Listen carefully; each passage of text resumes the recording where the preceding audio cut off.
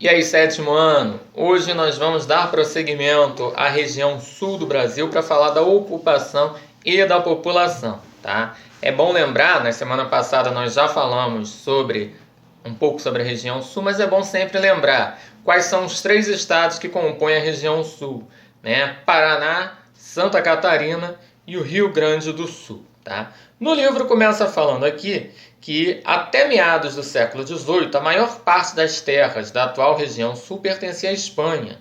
Somente em 1750, com o Tratado de Madrid, a região passou a ser oficialmente controlada por Portugal. Tá? Então, tem um passado aí espanhol, mas já há bastante tempo é controlada por Portugal. Tá?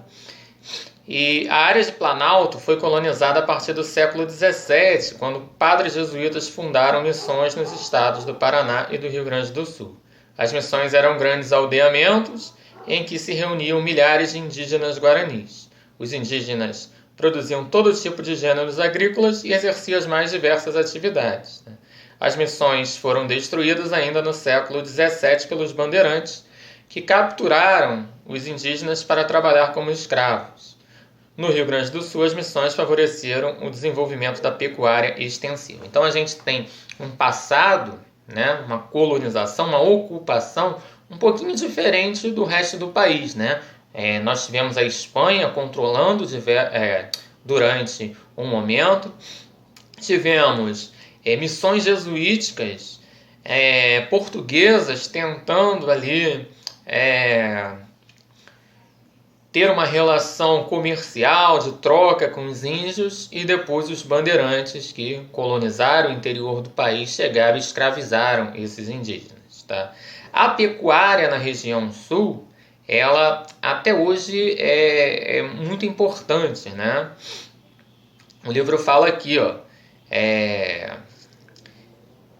a ocupação da região sul serviu para abastecer a região das Minas, né, na época da mineração em Minas Gerais, com carne e animais de carga usados para transportar mercadorias. E aí surge o que a gente chama de tropeiro, que é o indivíduo que segue em tropa, né, com os animais por longas distâncias. Tá?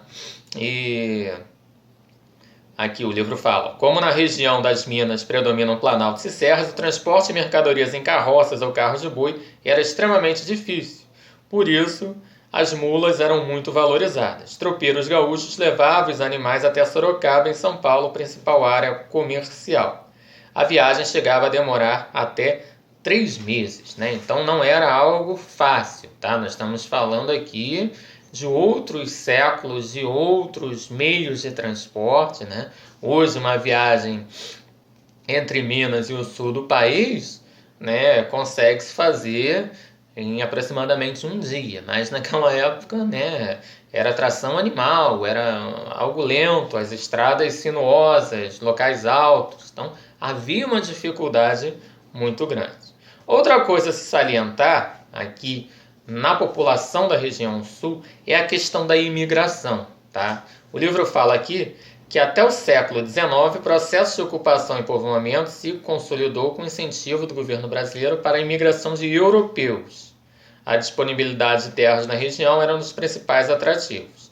Os alemães começaram a chegar a partir de 1824, no Rio Grande do Sul e Santa Catarina, e algumas cidades foram fundadas por eles, como São Leopoldo, Novo Hamburgo, Brusque e Blumenau.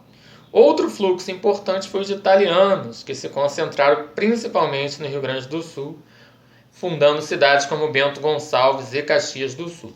Até hoje, essas cidades têm influência da cultura desses 2 países. Tá? A língua, o idioma desses 2 países são ensinados nas escolas. Né? As pessoas lá costumam ser bilíngues, né? Até para manter a tradição alemã e a tradição italiana. Houve também outros fluxos migratórios, tá?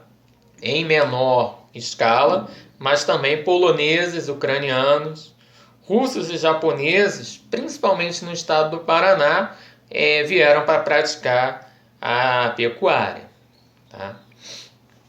O livro também fala aqui na população da região Sul, a região sul tem quase 30 milhões de habitantes, né? A gente tem áreas bastante populosas, né? Porto Alegre e Curitiba são cidades as mais populosas, né, da região sul. E num total, né, da região do Brasil, 15% da população total do Brasil está na região sul. Tá? Lembrando que houve durante as últimas décadas, principalmente a partir da década de 70 para cá, uma migração muito grande de gaúchos, principalmente, e paranaenses, para outras regiões do Brasil para praticar a agricultura e a pecuária. Tá? Então, hoje você consegue encontrar uma grande quantidade de gaúchos trabalhando na agricultura e pecuária no centro-oeste do Brasil e também na região norte, Tocantins, Amazonas, né? Vários estados brasileiros há uma presença muito grande de gaúchos. Tá? O livro fala dos indicadores sociais. Algumas das cidades mais desenvolvidas do país estão localizadas principalmente no interior do Rio Grande do Sul, no interior de Santa Catarina. Tá?